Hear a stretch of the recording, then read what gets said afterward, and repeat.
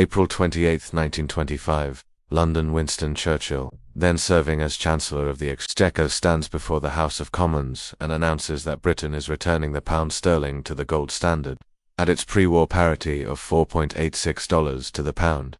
The announcement is greeted with applause. The financial press runs congratulatory editorials. The Bank of England issues a statement calling it a restoration of monetary order and a return to the sound principles that made Britain the financial center of the world. Every major newspaper in the country treats it as a triumph. The men who made it happen are praised as statesmen who have restored Britain's dignity after the inflationary chaos of the war years. Within 5 years, that decision will be identified by the most important economist of the 20th century as one of the greatest policy blunders in modern history. Within 6 years, Britain will be forced to abandon the gold standard in humiliation, having accomplished nothing by adopting it except 5 years of unnecessary unemployment, suppressed wages, broken industries, and a labor movement so radicalized by the experience that it changes British politics for a generation. The pound was overvalued by approximately 10% the day Churchill made his announcement, a fact that at least one economist tried to tell him beforehand in language simple enough that anyone could understand it. Nobody at the Treasury wanted to hear it, and the cost of not hearing it was paid entirely by the miners of South Wales and the textile workers of Lancashire and the shipyard workers of the Clyde, who had no idea in the spring of 1925 that a decision, made in a room they would never enter, was about to make their already difficult lives considerably worse. How does a country make a policy decision this damaging in this deliberate and avoidable a fashion? And why does the psychological and institutional mechanism that produced the 1925 gold return keep reappearing every time a government chooses prestige over pragmatism in its management of the currency? This is the story of Britain's return to gold. By the end you will understand how monetary credibility becomes a trap. See the 7-step pattern that turns sound financial instinct into catastrophic policy, and recognize the specific warning signs that appear every time an institution chooses the appearance of stability over its substance. This is not just history, this is a case study in how the most respected people in a room can be collectively disastrously wrong. But to understand how this happened, you have to go back, way back. It is the summer of 1913. London and the city is at the peak of a confidence that will never quite return in the same form. The pound sterling is the currency of the world, not metaphorically, but operationally. International trade is settled in pounds. Shipping contracts are written in pounds.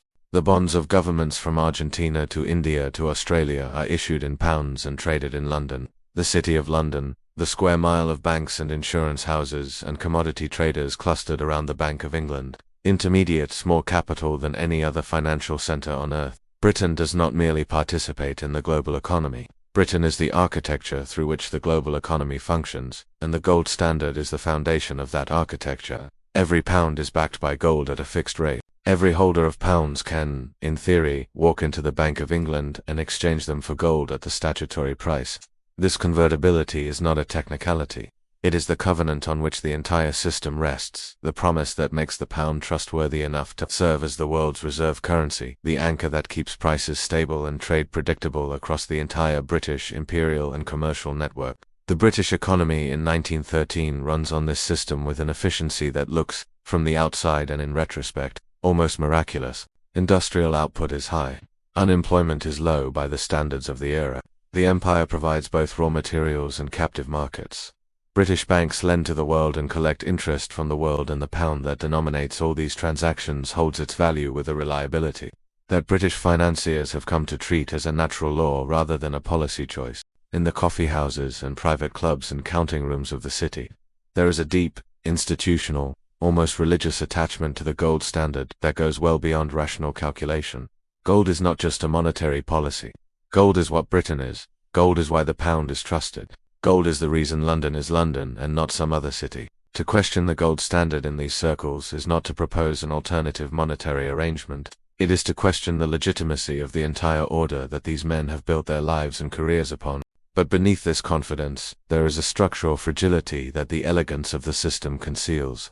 Britain's industrial base, while still productive, is aging. The coal mines are becoming less efficient as the easily accessible seams are worked out and deeper. More expensive extraction is required. The textile mills of Lancashire are facing growing competition from lower-wage producers in Asia. The shipyards of the Clyde and Tyne are still dominant, but the margin is narrowing.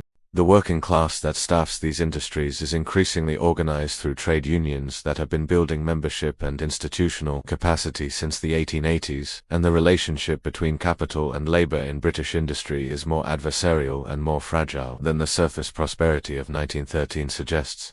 The gold standard requires that wage costs adjust downward when the currency is overvalued, because the alternative is losing export competitiveness. In 1913, that adjustment mechanism has never been seriously tested.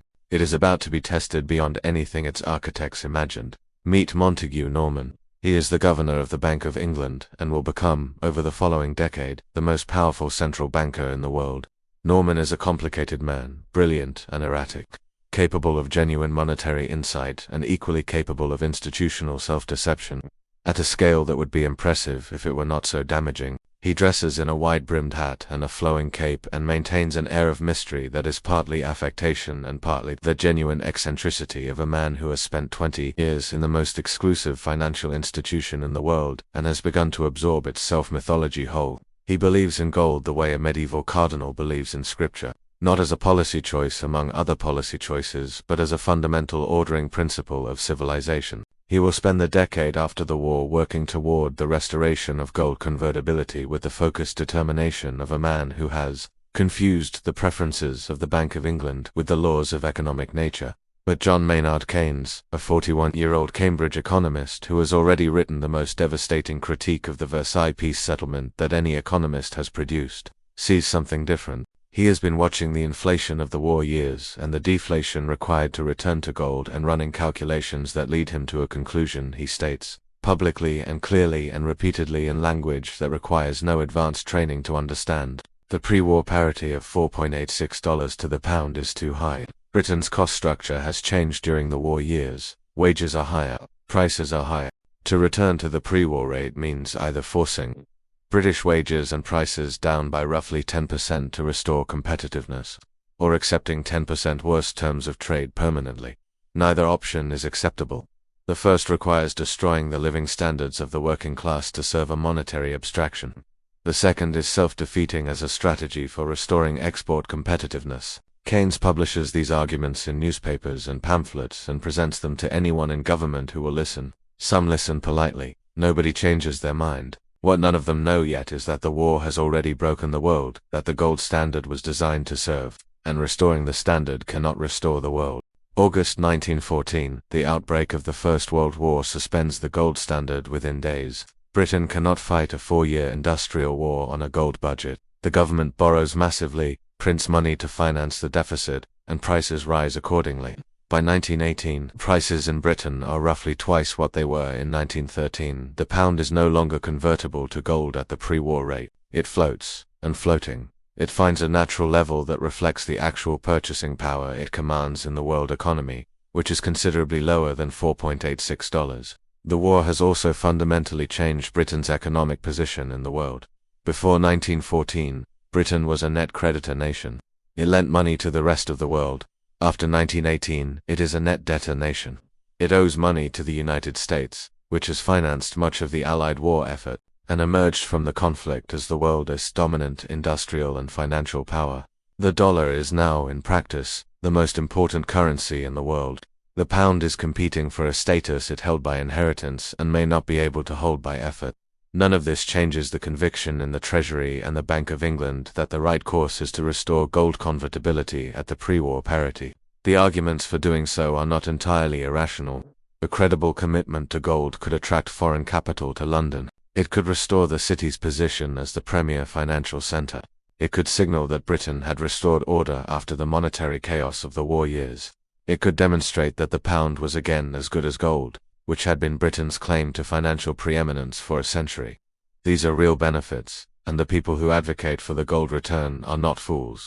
What they are is institutionally captured by the narrative of the pre-war era, unable to fully process the degree to which 1925 is not 1913 and cannot be made 1913 by announcing a fixed exchange rate. The decision to return at 4.86 is not based on an honest calculation of what the pound is worth in 1925. It is based on what the pound was worth in 1913. It is an act of nostalgia dressed up as monetary policy, And the people who will pay for that nostalgia are already working in industries that will become uncompetitive the moment the announcement is made. The specific mechanism by which an overvalued currency destroys industrial employment is worth understanding clearly, because it operates with the same logic in every era regardless of which country is involved. When a currency is overvalued, the country's exports become more expensive in foreign markets, and its imports become cheaper at home. Export industries lose sales. Import-competing industries lose market share. The industries that are most exposed are typically the ones that are already struggling, the ones with the thinnest margins and the oldest capital stock, the ones that can absorb a 2% cost disadvantage but cannot survive a 10% cost disadvantage. In Britain in 1925, those industries are coal, textiles, and shipbuilding. They are also the industries that employ the largest concentrations of working-class labor in the most economically fragile regions of the country. The coal industry, in particular, is facing an impossible situation. Its costs are too high to compete with continental producers at the new exchange rate. The mine owners' response is to demand wage cuts. The miners refuse. The resulting confrontation is not accidental. It is the mathematical consequence of a monetary policy decision made in London that the miners of South Wales are being asked to absorb in their pay packets. By 1926, the confrontation has become the general strike, the most significant labor action in British history. For 9 days in May 1926, workers across multiple industries walk out in solidarity with the miners. The government mobilizes volunteers and the military to maintain essential services. The TUC, the umbrella organization of the British labor movement, calls the strike off after 9 days without achieving its objectives. The miners stay out for months longer and ultimately return to work on the owners' terms, with lower wages and longer hours. It is, by any measure, a defeat for organized labor, but the conditions that produced it, an overvalued currency imposing deflation on the most vulnerable workers in the most vulnerable industries, do not improve after the strike. They persist for the remaining years of the gold standard, generating chronic unemployment and suppressed wages that become the defining experience of the British working class through the late 1920s. The financial establishment in London watches all of this with a kind of compartmentalized distress, acknowledging that conditions in the industrial north and in Wales are difficult while maintaining its conviction that the gold standard is the right policy and that the difficulties are transitional. The unavoidable cost of the adjustment to monetary discipline, Montague Norman in particular, holds to this view with a rigidity that increasingly looks less like principle and more like an inability to acknowledge that a decision he championed has caused damage on a scale he did not intend and cannot repair within the constraints of the policy itself. Then the world economy turns. The Wall Street crash of October 1929 begins a global contraction that exposes every weakness in every financial system that has been papered over during the relative prosperity of the mid-1920s. Britain, already running with a 10% overvalued currency and a chronically depressed industrial base, is uniquely poorly positioned to absorb the shock. The gold standard that was supposed to stabilize the pound now traps it. Because Britain is committed to maintaining convertibility at 4.86, the Bank of England must keep interest rates high enough to prevent gold from flowing out of the country as investors seek safety elsewhere. High interest rates are exactly the wrong medicine for an economy that is contracting, but the gold standard offers no alternative. This is the top of the trap. Nobody in the Treasury is ready to admit it yet. Then one morning in September 1931, something quiet happens, and it changes everything. A naval mutiny at Invergordon over proposed pay cuts for sailors generates newspaper headlines about unrest in the armed forces. It is a relatively minor incident in military terms, but to the international financial community, which has been watching Britain's reserves drain away for months, it reads as a signal that the government cannot hold the social fabric together under the strain of the deflation the gold standard requires. Foreign creditors begin withdrawing gold from the Bank of England at an accelerating rate. The reserves, already depleted by 2 years of defending the parity, fall toward the level at which convertibility becomes physically impossible. The Bank of England calls the government. The government convenes an emergency session. On September 21, 1931, Britain suspends gold convertibility. The pound immediately falls by around 25% against the dollar. The gold standard, which Winston Churchill restored with such ceremony in 1925, and which was supposed to be the foundation of British monetary credibility for generations, has lasted 6 years and 3 months. The immediate aftermath is strange in its relief. The industries that were crushed by the overvalued pound begin to recover almost immediately as export competitiveness returns. Unemployment, which has been building for years, begins to stabilize. The world does not end. The financial apocalypse that the defenders of gold had always implied would follow abandonment does not materialize. What materializes instead is the quiet, somewhat embarrassed realization that the emperor had very few clothes, and that the suffering inflicted on the British working class for 6 years was the cost of maintaining an abstraction that served the institutional interests of the City of London far more than it served the economic interests of the country at large. The human cost of those 6 years is not easily captured in aggregate statistics, though the statistics are damning enough. Unemployment in Britain averaged above 10% throughout the gold standard period, with peaks above 20% in the industrial regions. But the statistics do not capture Arthur Bevan, a 45-year-old coal miner in Merthyr Tydfil who accepted a 10% wage cut in 1926 after the general strike failed and spent the following 5 years watching his family's standard of living erode as prices for the goods they needed stayed elevated while his wages stayed suppressed. He is not bitter in the way people expect bitterness.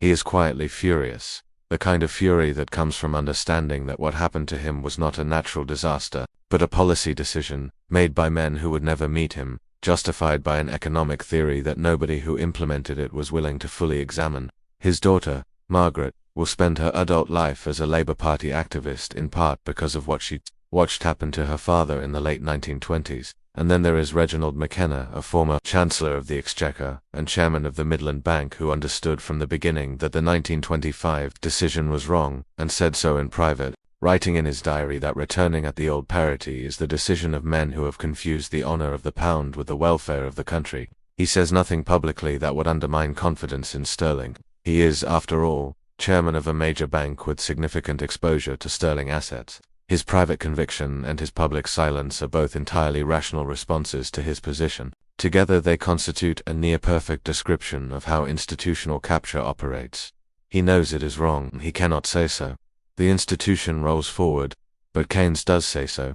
He publishes in 1925 a pamphlet called The Economic Consequences of Mr. Churchill, in which he argues with surgical precision that the return to gold at the pre-war parity will require a long, painful deflation in British wages and prices that will fall disproportionately on the workers least able to bear it. Churchill, he writes, has been poorly advised. The Treasury and the Bank of England have told him what their institutional commitments required them to believe rather than what the actual arithmetic of the British economy in 1925 demanded. The pamphlet is read widely. It is largely ignored by the people who made the decision.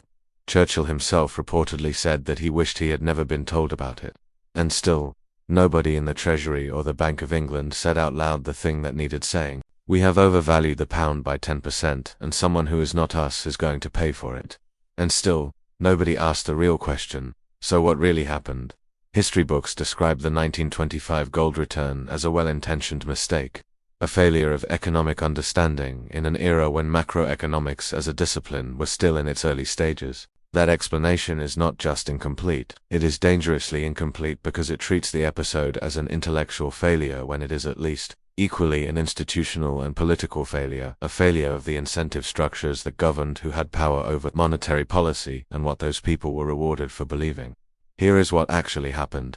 The decision to return to gold at 4.86 was not made primarily on economic grounds. It was made on prestige grounds, on the conviction that Britain's position in the world required that the pound be as good as gold in the most literal possible sense. The men who made this decision were not unaware that the pre-war parity might be too high. They knew this was a possibility. What they could not emotionally or institutionally accommodate was the alternative. Returning at a lower rate, which would be a visible, documented, public acknowledgement that the war had permanently diminished Britain's monetary standing. The City of London could not survive such an acknowledgement, they believed, because the city's status rested on the credibility of the pound, and a devalued pound was not a credible pound. This belief was a form of category error. It confused the nominal value of the pound with the actual health of the British economy. It assumed that the appearance of strength was the same as strength itself. That announcing 4.86 would make 4.86 real. That the markets would accept the verdict of the Treasury rather than the verdict of arithmetic.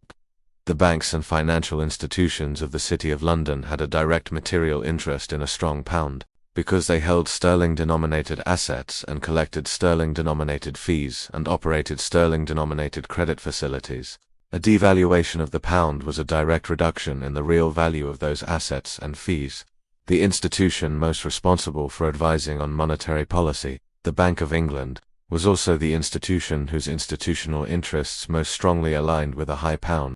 Norman's passionate advocacy for gold at the pre-war parity was not corrupt in any simple sense. It was a genuine expression of his beliefs. But those beliefs had been formed in an institution that had spent a century being rewarded for defending the gold standard, and had no mechanism for evaluating the possibility that this time defending it was the wrong choice. The mine workers of South Wales had no representation in that evaluation. The institutional structure of monetary policy decision-making ensured that the costs of overvaluation would be diffused across millions of working-class families, while the benefits of maintaining the status quo were concentrated in the city.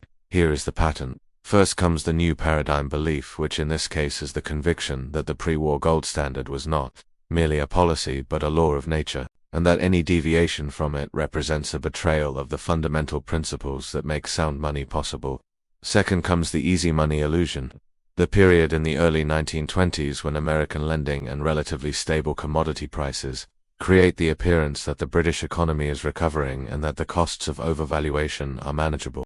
Third comes the social proof cascade, the chorus of establishment voices, the Treasury, the Bank of England, the financial press, former chancellors, and banking grandees all affirming that return to gold at the old parity is the right course, creating an informational environment in which dissent requires a degree of institutional courage that very few people possess. Fourth comes the complexity that serves as cover, the arcane technicalities of central banking and exchange rate management that make it easy for the decision-makers to speak in language that the people bearing the costs of the decision cannot evaluate or challenge. Fifth comes peak euphoria, the spring of 1925 when Churchill makes his announcement and the financial establishment applauds and even the skeptics fall quiet, persuaded by the apparent consensus that the decision is settled. Sixth comes the trigger, the Wall Street crash that removes the external conditions that had been masking the pound's overvaluation, forcing the choice between infinite deflation and abandonment that the architects of the 1925 decision never honestly confronted. And seventh comes the blame game, the years of official explanation that the problem was not the policy but the global depression that the policy was unable to withstand.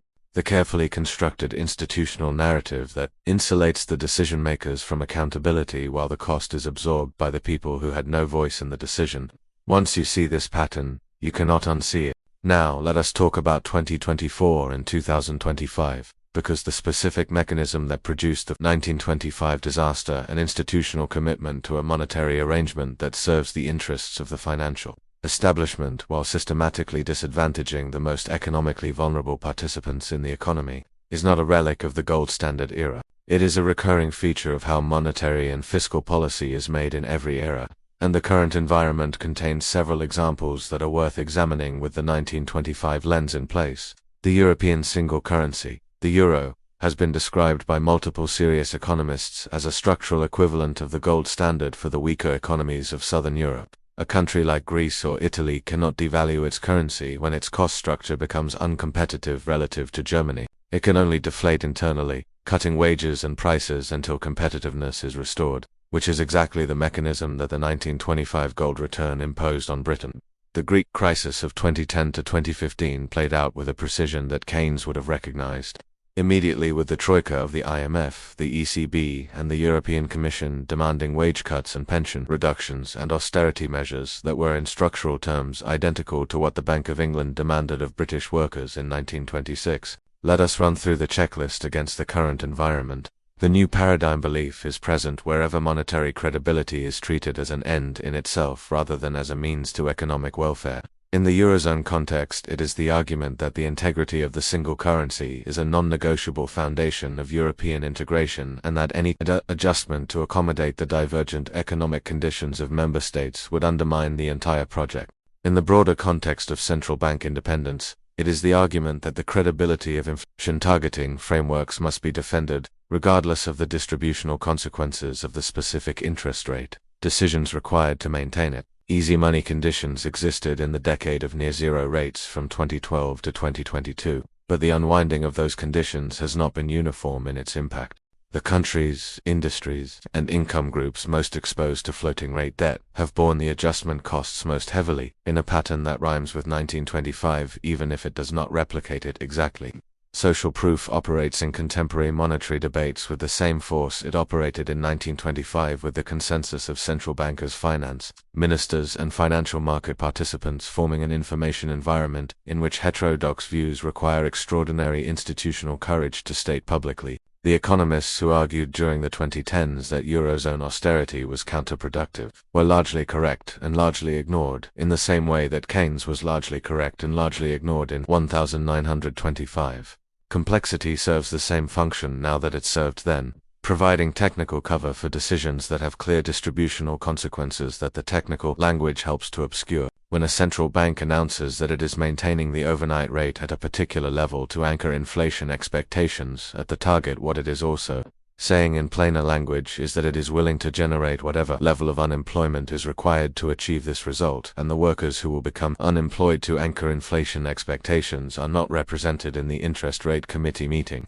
Now, is this exactly like 1925? No, and intellectual honesty requires acknowledging the genuine differences. We have floating exchange rates among the major currencies, which provides an adjustment mechanism that the gold standard entirely lacked. We have automatic stabilizers, unemployment insurance, and social safety nets that cushion the impact of monetary contraction on the most vulnerable workers in ways that simply did not exist in 1925. We have the academic heritage of Keynes himself, which means that the deflationary consequences of tight monetary policy are now, at least in principle, part of the standard toolkit of every central bank. These are real improvements. What has not changed is the basic institutional dynamic, the tendency of monetary policy decision-making to be made by people whose institutional interests align with a strong currency, and whose information environment is shaped by the consensus of others with similar institutional interests. While the distributional consequences of those decisions fall on people who are not in the room, what should you watch for? Watch whether discussions of monetary policy adequately engage with distributional consequences, not just aggregate outcomes. The 1925 mistake was possible in part because the policy was evaluated almost entirely on its aggregate macroeconomic merits. The restoration of monetary order and the attraction of foreign capital, while its sectoral and regional costs were treated as transitional frictions, rather than as predictable and preventable harms. Watch for the gap between nominal and real commitments in currency arrangements, the moment when maintaining the announced rate requires costs that are openly acknowledged to be unacceptable but that the institutional commitment prevents from being honestly addressed. And watch for the Keynes signal, the moment when a credible, serious outside voice produces a clear and specific analysis showing that the costs of a stated policy position are falling on people who have no representation in the decision. Because that signal almost always precedes the eventual and painful acknowledgement that the position was wrong. The pattern is there. The question is whether you will recognize it in time. So why do we keep falling for this? Not because the people who make these decisions are venal or stupid. Montague Norman was neither. Churchill was neither.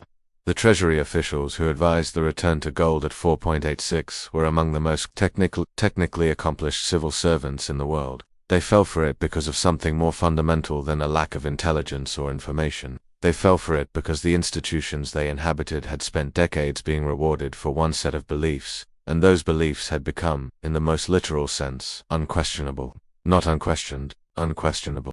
To question the gold standard at the pre-war parity in the Bank of England in 1924 was not to propose an alternative policy.